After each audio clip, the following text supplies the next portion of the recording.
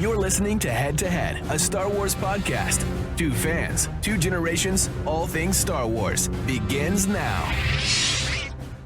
All right, well, hello, everybody. I'm Eric Vansel. And I'm Daryl Sanders. And we're your hosts for this show. So now it looks like we got something called the Mando-Verse. Whatever that is, right? No.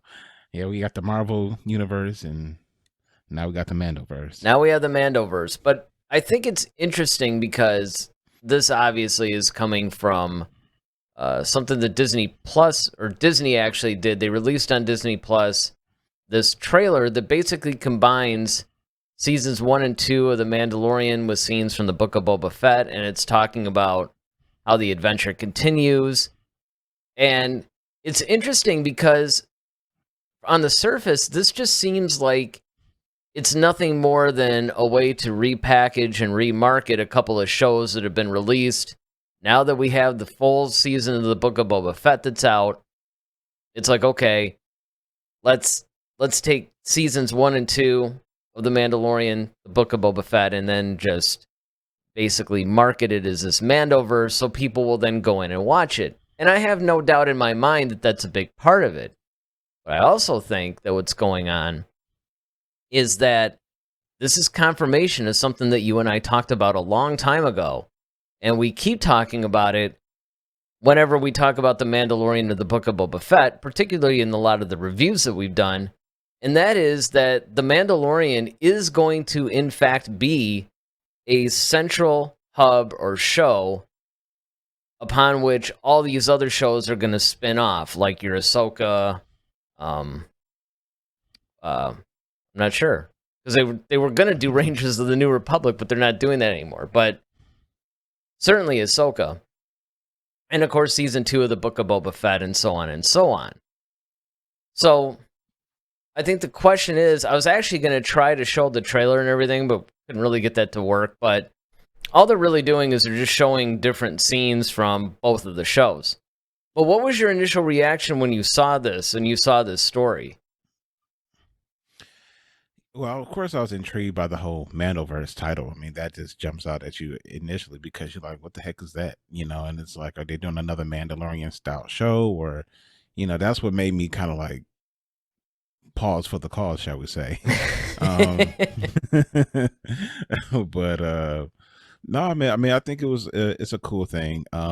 You and I, you know, often, like I said, talk before about how think like the Mandalorian is the flagship show of Disney Plus. I mean, quite honestly, when Disney Plus launched, this was the show that was like everybody was waiting for, because outside of that, this is the first original piece of content that they had, because everything else was just from the archives of Disney, like all the classic movies and stuff like that and animations. But to actually have original programming, this was it. And so,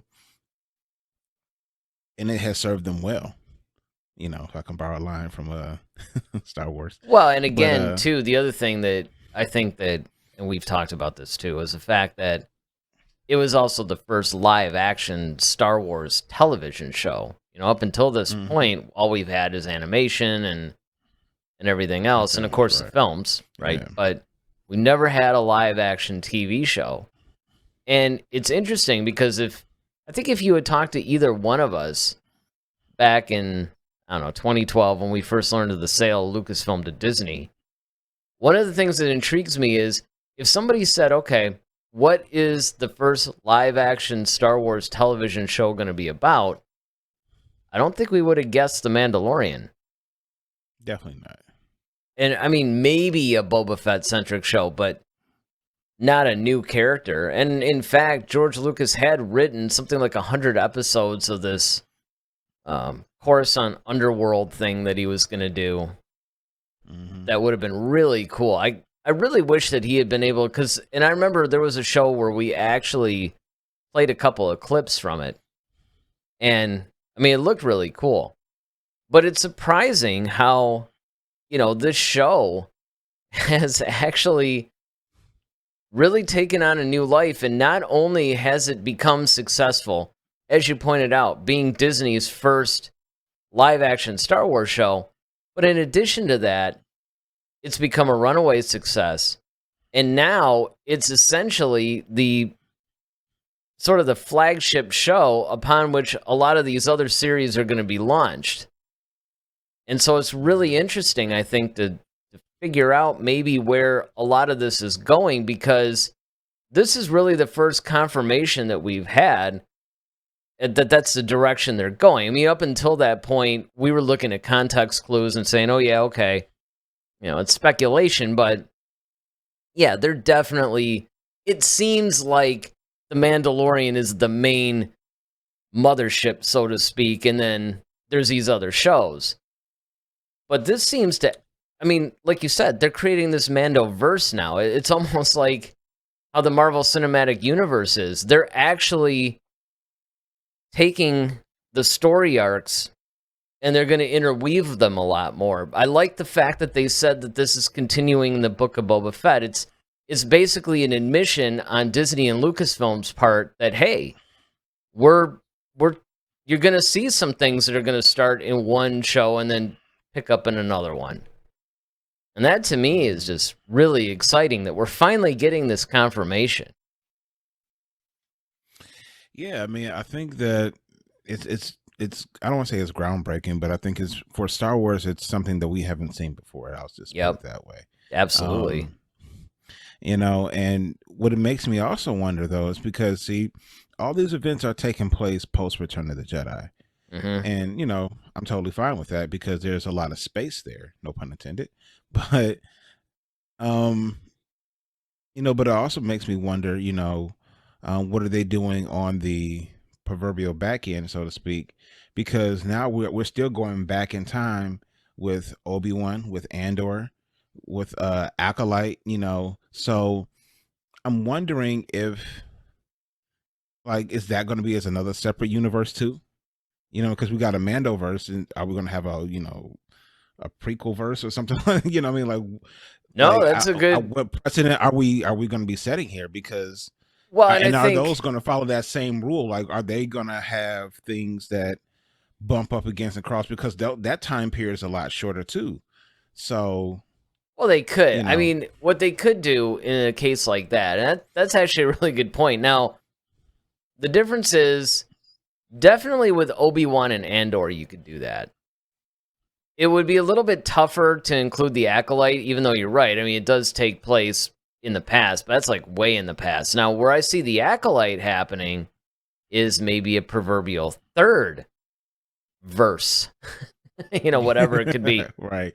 Yeah. Where you do something based on more like the High Republic. And because another announcement that has come out in the last, week or two is they've been talking about how there's going to be some more High Republic centric. I think they said that they were going to do, it was either, I could have sworn it was a live action show, that they're actually going to start out with a live action High Republic show, that they've been casting actors for this.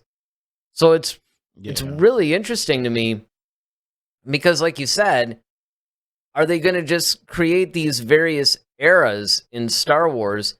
You have the High Republic era, you have the prequel era, you have this post-Return of the Jedi era.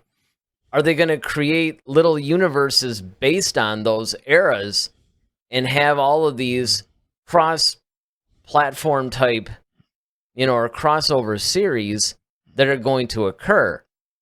I mean, that would actually be kind of cool, to be honest, if they did something like that. Yeah, I mean, that's what I mean. It's just, it gives you, once again, the eyes of wonderment, just trying to kind of figure out, you're trying to play this whole chess game with Disney almost and Lucasfilm, as these things are coming out. Because like with the Mando-Verse, like you said, they put a trailer together. I mean, they've already like even before we even saw the Book of Boba Fett, they already greenlit season 2 already. Right. And it was just kind of like, okay, so you're just expecting this thing to be like a runaway smash hit already, and people have had mixed feelings about Book of Boba Fett. Some people felt like, it wasn't it's not as good as the Mandalorian until the Mandalorian shows up in Book of Boba Fett. Now everybody's like, "Ooh, the Mandalorian's here." It's, okay. It's cool now. So it's kind of weird, but it's interesting to see how they're really going to play this. But I think it's I think it's awesome that these characters are, especially because in the sandbox that they're playing in, it makes sense for that to happen because of how they interact with each other, and you can kind of tell one big, like you've always said, you're kind of seeing one big story that's kind of been sectioned out into episodes. So I'm excited for it, of course. I can't wait to see what it stores for us for Mandalorian season 3, because the last couple of episodes of Book of Boba Fett were just like phenomenal, and it all featured pretty much some version of the Mandalorian in it. So, and it's like, okay, I hope that's not a letdown either, though. I hope they didn't blow the church's money, so to speak, on these episodes, and then we get season 3 of Mandalorian and it's kind of a dud. Well, here's the thing that I find funny, though, and this is what's really hilarious about the whole thing. And I think we brought this up either in the season finale or the episode before the Book of Boba Fett, which, by the way, if you haven't had a chance to, definitely go back and check out all those reviews. We reviewed every episode of the season, and it's in the Book of Boba Fett playlist, so knock yourself out watching those after, of course, you finish this video. But one of the things that I pointed out was in the Mandalorian season 2, we're all like, oh, yay, Boba Fett's here. This is going to kind of save the series, and this is really cool. And it actually, upped the ante and took it in a really cool direction. Mm-hmm. But then the opposite happened. A lot of people were disappointed with the character of Boba Fett in his own series. And then it was like, yay, the Mandalorian's here. Now he's going to save the whole, right. So it was almost like they had the opposite effect, which really was cracking me up to no end, because it was literally the opposite reaction. And so you do bring up a good point about season 3 of The Mandalorian, because on one hand, it's good that they got the whole Grogu storyline out of the way. So we've taken care of that. That's done. Now they can start afresh, so to speak, and actually move on to what I am assuming is going to deal with Mandalore. And I was going to say either the Rule of the Conqueror. I mean, we don't know. Darksaber, maybe where Gideon is. They could start to deal with these types of things. But depends on how they do it. Yeah. With this whole, and like I said, the Mando-Verse, you kind of must have to wonder what else is coming into it. Exactly. I mean, yeah, we did talk about Rangers of the, New Republic, that's constantly been an on and off thing. But we don't know, what I'm saying? There may be another show that they're working on that, kind of quietly in the back that might pop up, and it's like, oh, okay. Or maybe there's a character that we're going to see in season 3 of Mandalorian that's going to get their own show out of that as well. Because, like we've always said, like a lot of things are being birthed out of the Mandalorian. So we get Ahsoka, she gets her own series, out of that. And so I'm sure that's going to be a part of the Mando-Verse, because that's where she was introduced to everyone, was in the Mandalorian. And then she even made her another appearance in the Book of Boba Fett. So why wouldn't those characters make an appearance in Ahsoka? You know what I mean? Yeah, I think it's a given. I think that anybody that appears in The Mandalorian, being that that's the flagship show, so if anybody appears in The Mandalorian, they're fair game to have their own series. We could get a Migs Mayfield series for all we know. We could get a Grief Karga series. Pretty safe to say that we're not going to get that Cara Dune series, but that was actually going to be Rangers of the New Republic, right? And they could easily, there were those rumors that Hera was going to be the new lead, and they could do that still. They could do a Cobb Vanth thing. They can, there's a Bo-Katan series probably wouldn't be out of the question. So there is room to expand it, but I think it's safe to say that anybody that popped up in The Mandalorian in seasons 1 and 2 that wasn't killed, and anybody that pops up now in season 3, I think it's fair game that we can expect a series. I don't think they're going to make a series out of everybody. Right. But I think if they feel like they can take a particular story arc and expand on it, much like the Ahsoka thing, because we know Ahsoka's looking for Thrawn. She's, by proxy, I would imagine, looking for Ezra. That could warrant an entire series. Plus, you have to deal with her. I mean, she's kind of a Jedi, but not. So you have to deal with that a little bit. But I really honestly think, man, that we're going to get more than just Ahsoka out of this thing. Ahsoka, Boba Fett. Boba Fett was the same thing. He was reintroduced in The Mandalorian Season 2, but his story was big enough that it warranted telling it in another series. And remember, that was going to be a one-and-done thing. That was supposed to be a limited series, single season, and then he was presumably going to go back to probably being a minor character in The Mandalorian and possibly Ahsoka.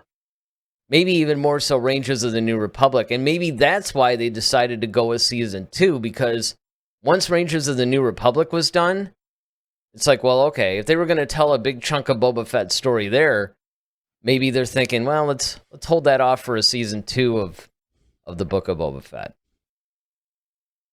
Yeah, I mean that's very possible. I mean, I have a question for you though. Out of the characters that we've seen thus far, who would you want to see get another or a show? If they would add to the Mando-Verse, who would you want to see? You're talking about like just purely based on people that we've seen already, not a speculative Season 3? Right. Well, I mean, of the entire Mando-Verse, I mean, I could see Fennec Shand getting a series. I think that would be interesting. In fact, it would not surprise me if Boba Fett, much like what you kind of saw at the end of Season 1 of the Book of Boba Fett, where he's like, hey, we're not really cut out for this. Maybe he decides to just leave the whole Empire in the hands of Fennec Shand, and he just goes off being a bounty hunter like he always was. And so you can actually do a Fennec Shand-centric series that basically expands that story. Well, other than that, it's kind of tough. Because a lot of these characters are really cool, and I wouldn't mind seeing another series by them, but like Cobb Vanth, I mean, that would be interesting. But sometimes it's one of those things where you have characters that are good for an episode and good for a story arc. And then you have some that are good for maybe a 2 or 3 or 4 episode story arc. And then you have some that are prominent in whatever series they're in and could possibly spin off into their own series. And that's where I think you have to make the distinction. I think for me, the one character I would like to see have a spinoff would be Gideon. I think a perspective of him would be really cool.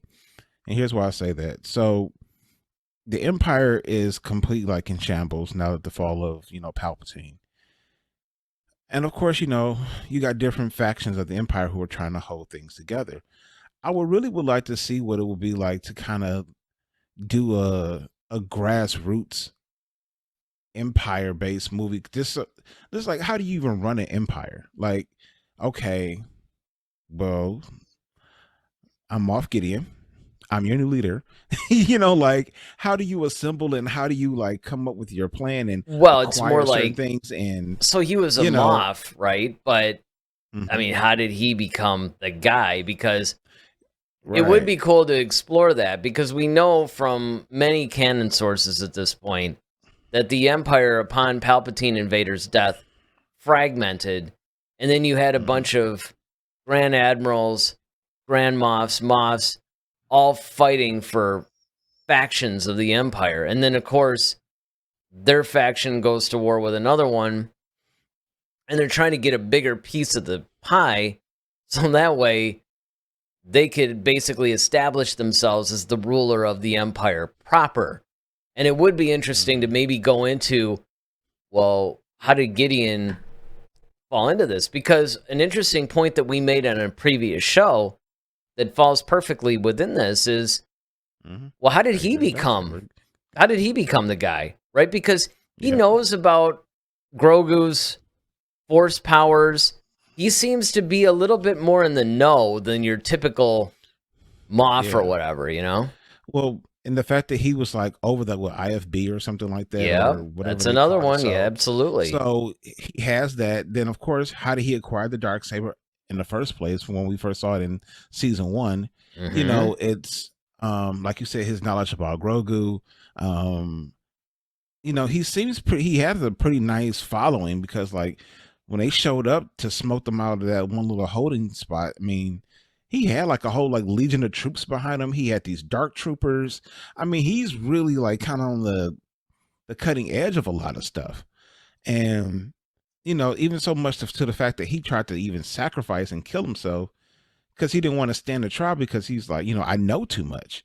Even Cara Dune says that, like, look, he's worth a lot because the stuff that this guy knows, man, is ridiculous. And so we can even find out, like, okay, what's going on in the Empire at the time when Palpatine fell. Like, we never saw from their perspective, like, okay, well, dang, Palpatine's gone. Like, what do we do? You know, so I would love to see kind of how that is forming. Was there a call from Palpatine or Snoke or, you know, or somebody in the shadows kind of, or Thrawn is kind of like, all right, you know, follow kind of under me. I'll let you kind of do this, but I'll just kind of sit in the background. I'll be like your Palpatine. Well, But the you thing guys is, can kind of like run stuff.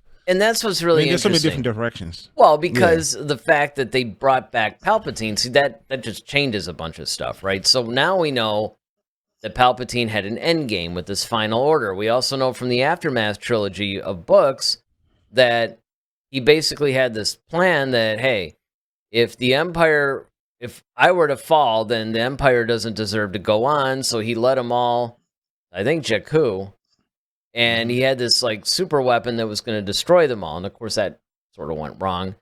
So there was a plan that was in place. So yeah, because we also know that Moff Gideon is answering to somebody. He's not the be all end all. I mean, he's definitely up there. And it would be interesting to see maybe through his eyes and maybe through the lens of that particular character. That's how you could tell the rest of the story of maybe the Empire's fragmentation and then ultimate rebirth. Because they can even go in, depending on how long the series goes, they could start to maybe give us a little foreshadowing with the First Order. Yeah, and then I would love to see just kind of like the politics that kind of go into the whole Empire. Just kind of like how we saw in A New Hope when they were all sitting at the conference table and they were all like arguing, this bickering about what should be done, and you know, this is the battle station, we should use it, and you know, it's like, okay.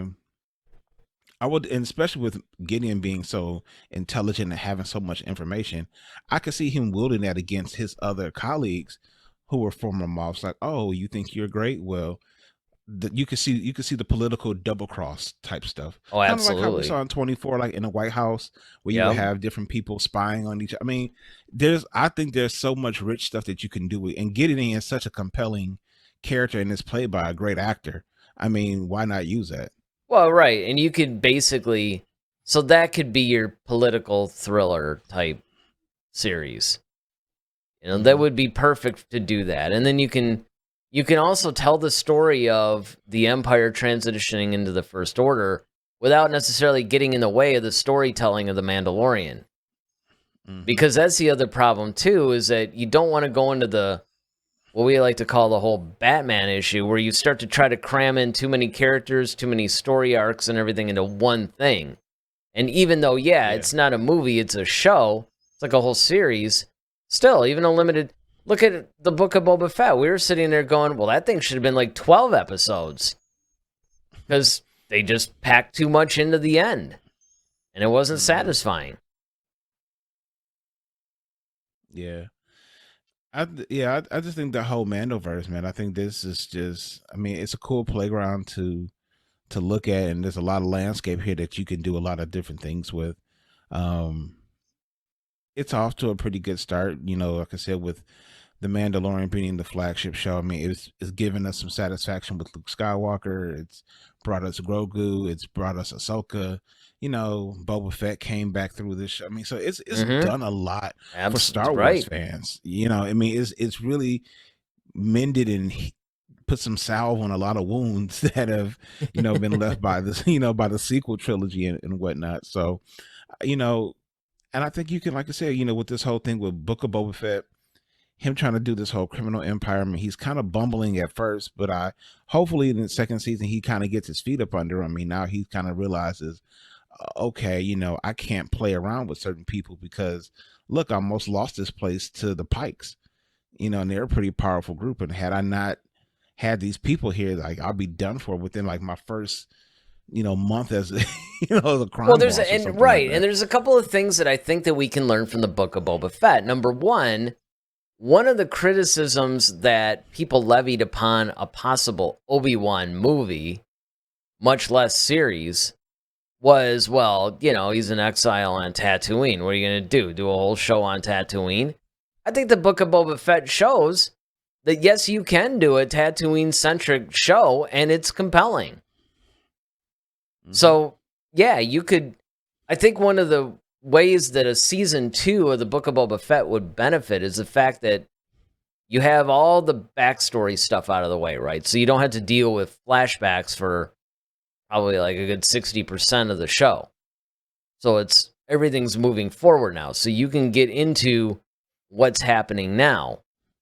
Mm-hmm. And obviously I think Din's going to make some appearances. Grogu might as well.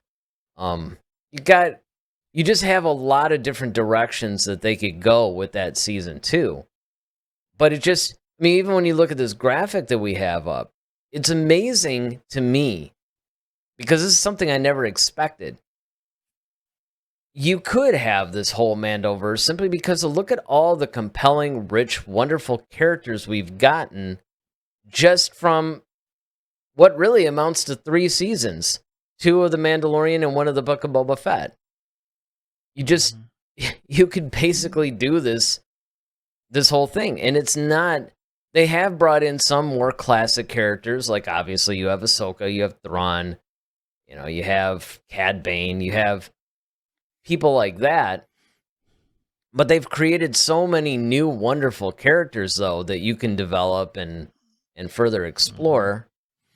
That the ones we already kind of know, too. Right. The ones that we already kind of know. And that's not even including who we might meet in season 3 of The Mandalorian or season 2 of the Book of Boba Fett. All right. Absolutely. Yeah. I mean, because they got us Chrysanthemum, they got Cad Bane. Yeah. Chrysanthemum is relatively new, but it's still like, okay, you're seeing all these different new characters or familiar faces. Like I said, Cad Bane popping up in live action, Cobb Vanth popping out of a book. He's in here, so like you said, you're just starting to see a lot of different newer characters, but then also that are compelling, but also ones that we kind of have known from the past, like Ahsoka and the Cad Banes. So, right. Yeah, and that's basically it. Cool. Absolutely. And I think that they could, if they're careful enough, they can weave in some more classic storylines and they can fill in some of the gaps that maybe some of the films left or some of the animated shows. Mm-hmm. Because what I like about what they're doing is they're doing fan service to me in the right way. They're not really forcing it like some of the films have done, particularly the sequel trilogy. They're not, maybe a couple episodes here and there, they might have gone a little far, but not a deal breaker. So, yeah. Oh, okay. Well, I was just going to say that I think that even the new characters, I'm talking about ones that were created brand new in the show, like Grief Karga, for instance. He's not based on a comic book character or anything like Chrysanthemum or a first live action appearance like Bane. He's brand new, but yet there's more story to that guy. Yeah. Now I was talking to a friend of mine. We were talking about this whole Mando-Verse thing, actually. And they brought up an interesting point. So I want to pose it to you. So I don't think, we don't know, but I don't think they're going to give us a Luke Skywalker series. Yeah. However, I think they're going to tell his story kind of through the Mando-Verse and stuff like Book of Boba Fett, like we saw the Mandalorian. So you kind of in pieces, just so we can kind of get little glimpses of like, okay, what he's been doing. He may pop up in Ahsoka and do some stuff and kind of explain some things, or we might see his new temple and him training some students or something like that because she needs advice on something like that. So we're not going to get a Luke Skywalker series, but his story is going to be continued throughout the Mando-Verse. What do you think Absolutely. about that? Oh, I totally agree. And in fact, I think that this is one of the best things that they can do is they can, through these shows, especially because, particularly with the Mando-Verse, you could say the same thing too if they make some sort of a universe out of your Obi-Wan and or Acolyte and all that stuff. You're covering some different characters in a few different bases. But particularly in the Mando-Verse, you have a situation where you have enough of a wide variety of characters that you're almost covering every character type. You have the Jedi and Force users, you have bounty hunters and smugglers, you have more normal citizens, you have law keepers, you have law breakers. I mean, you have essentially a wide variety of the Star Wars universe as far as characters, locations, and everything else that you can easily weave in storylines from the classic characters to tell what they've been doing in between Return of the Jedi and Force Awakens without necessarily having to do a series focused strictly on them. And as I've said in the past, I really think that they're going to softly reboot the sequel trilogy through this constant buildup of all these shows, because I don't think we're going to be limited to just, 2 or 3 of them. Now, they could break it up to where maybe you have 3 or 4 series that are central to the Mandalorian, and then maybe they might spin off a couple other ones. But they don't necessarily have to. Yeah, that's true. That's very true. I mean, yeah, I think that because fans want to see certain things, and I think, with Favreau and Filoni kind of at the helm, they're like, look, we can kind of fix some things, or at least cover up some gaffes or whatever, with our shows, and we give the fans what they need in our shows. So that way, it kind of once again restores that goodwill and favor back into the to the Star Wars universe. Oh, I completely agree. I think that they're going to totally rebuild the whole franchise through these shows. I've long said and still believe that even though Star Wars in and of itself, you could say, is still best as a theatrical experience, I think you're going to see more and more that the future of this whole franchise, not just the shows, but the franchise itself, is going to be rooted in these Disney Plus shows. And it should be, because you could tell deeper stories. But here's the question before I forget, because this is something that I meant to bring up, I think, on the last show, but I didn't really have a chance, and this is the perfect topic to do it. So we're getting all these different characters, and we're getting a bunch of different series. What do you think are the possibilities of them actually starting to base future films off of some of these characters and the storylines that maybe are introduced in some of the shows? I think it's a great possibility. I think that's where, and you and I talked about this, like I said, a long time ago when we first kind of started hearing about different series and stuff coming to Disney Plus, is that like they can either start a show on Disney Plus and it's continued in the movies, or they can do a movie and then it's continued on Disney Plus. And it was funny. I was watching something. This kind of was leading to what I was actually getting ready to say. I was watching the news, and they were talking about how, a lot of movies now are starting to become longer. Like, you're starting to see a lot of 3-hour runtimes, like the new Batman movies, like 3 hours, and Avengers Endgame was 3 hours, and a couple other movies lately have been coming. Like, you're starting to see longer runtimes for movies. And it's because based upon the pandemic, a lot of us have got into binge watching. And so now, I think now fans are comfortable sitting for long periods of time watching to a story unfold. So now I think a lot of film directors may not feel so confined to the general run times that a lot of movies have in the past, where it's like hour and a half, maybe 2 and some change or something like that. Now you can go to 3 hours and you can fully flesh out a really good story.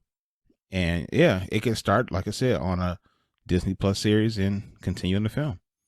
Yeah, I mean, it could either be a direct thing or more like how the Marvel Cinematic Universe is, where you have all these standalone films, and then the Avengers movie is sort of like where it all bookend. Yeah, kind of the bookend or the culmination of everything that happened in there. That's the end of your phase. So you can do the films in phases to where they follow. But what's interesting is if you look at the way that Marvel's done their shows now, is now it's almost like, particularly in this last year, a lot of their shows like, oh my goodness, the one with Vision and Scarlet Witch. I can't remember the name of the show now. Oh, you're talking about WandaVision. WandaVision, thank you. So you have WandaVision, you have Loki, you have the Falcon, the Winter Soldier, you have all these shows, the whole a Hawkeye one, which are leading up to now this next set of films.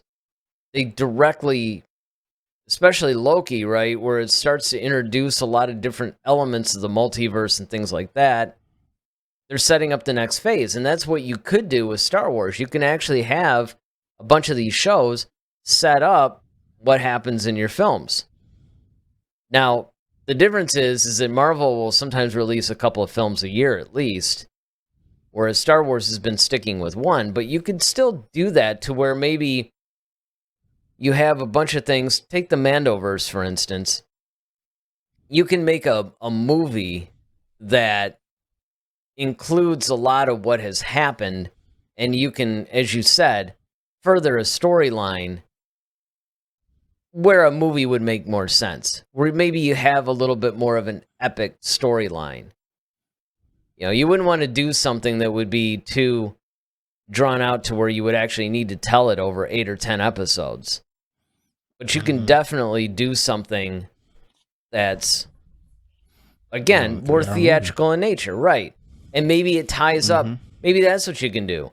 You can have it like to where, the Mandalorian, Ahsoka, Book of Boba Fett, right? They're all doing their whole crossover type thing. And then leading up to some epic conclusion, which can then be told in the film. Yeah, definitely.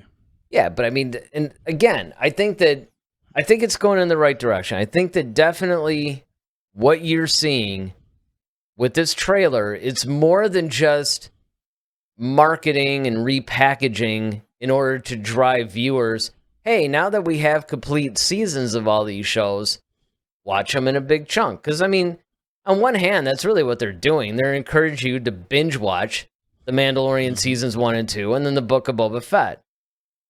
But I still maintain that this is evidence that this is something more. They're trying to build this little universe. The fact that everybody's calling it the Mando, and I think they even called it the Mando-Verse. So, this is something that they're trying to start. I think that this is the start of something that's going to be a little bit bigger than just these compartmentalized different shows that once in a while have characters or storylines crossing over. So I think that that's going to be really exciting, and I'm really looking forward to where that's going to go. But, of course, as always, it's not about us. It's about you guys. Now, that's right. I'm not going to be able to chat live with you during this show because I forgot to actually say, like right from the beginning, as you noticed, this isn't live. Right? We didn't want to do another Tuesday live show because And quite frankly, nobody really watched this on Tuesday. And it was unannounced and nobody knew. And we're really trying to stick to our Monday and Friday schedule. So if there is a time where we can't do it live and we know that, we're going to do these pre-records, set it as a premiere, and then chat live with you guys. Just so happens that the whole reason why we had to do it this time is because I'm going to be on this job, and I mean, I don't know. I might be able to sneak in some chats here and there. But hopefully Daryl's on to chat live, much like what you did, what was it, Friday when you weren't able to actually sign on and you just started chatting in? That was kind of wild. That was really wild, actually, because I was doing the show live, but then you were chatting in, and it was kind of a weird way to interact. I mean, I'm used to it when you and I both chat simultaneously on a pre-recorded show. That feels a little bit different. Because we're on the same thing, but because we're on the same thing. But yeah, that was really kind of strange, but it was cool, and it was good that you were able to participate nonetheless. But what do you guys think of this whole Mando-Verse thing, and what do you think that it actually means for the franchise moving forward? We really want to know. Leave it in the comments section below. Continue the discussion on our Facebook group, Head to Head, a Star Wars community. Make sure you join that, because we tend to keep that updated, not only with all the shows and the topics that we're doing, but we a lot of times like to continue the discussion in that forum. Of course, you can always hit us up on Twitter as well at head-to-head-SW, and hit the subscribe button. If you don't do anything else, hit the like button, because it really actually helps the channel out. And, we kind of like continuing to bring this discussion to you, because that's what it's all about, the discussion show. So, obviously, I'm not even going to waste my time, because I know we don't know what we're going to talk about on Friday. I always ask you that, and it's like, well, no, you have to tune in and see. But part of it is, it used to be a lot easier for us, because it used to be a little bit more defined, because there was always like a film coming out or some big thing coming out. So we knew leading up to it, maybe there was news, maybe there was some discussion point, new casting or something. But now it's sort of like the wild, wild west out there. We have no idea what's going on. You're getting stories coming out left and right, in-depth discussions. But needless to say, I know this Friday we'll be talking about something really cool, and it's going to be Star Wars. It's going to be live, and it's going to be with you guys. So, until then, I'm Eric Vansel. I'm Daryl Sanders. May the Force be with you. Always. Head to Head, a Star Wars podcast. Be sure to follow us on Twitter at head-to-head-SW. Submit your questions for our next show. Visit our official website at head-to-head-swpodcast.com. Until next time, may the Force be with you, always.